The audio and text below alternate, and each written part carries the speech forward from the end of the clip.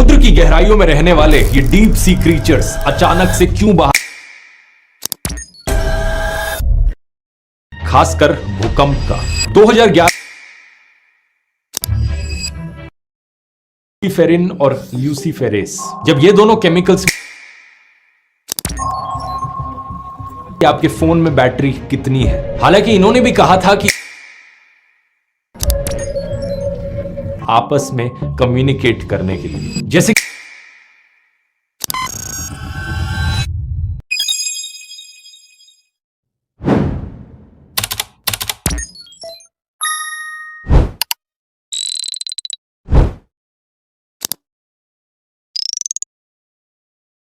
सोनागाची नाम से एक रेड लाइट एरिया है, वहां पे जाने का ये प्लान करते हैं।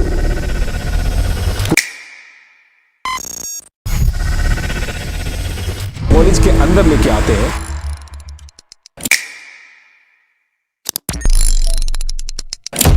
जिनके लिंक टीएमसी से निकले,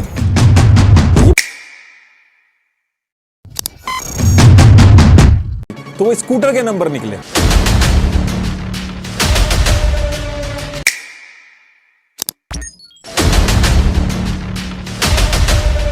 बैक डेट में एलएलबी में एडमिशन करा लिया।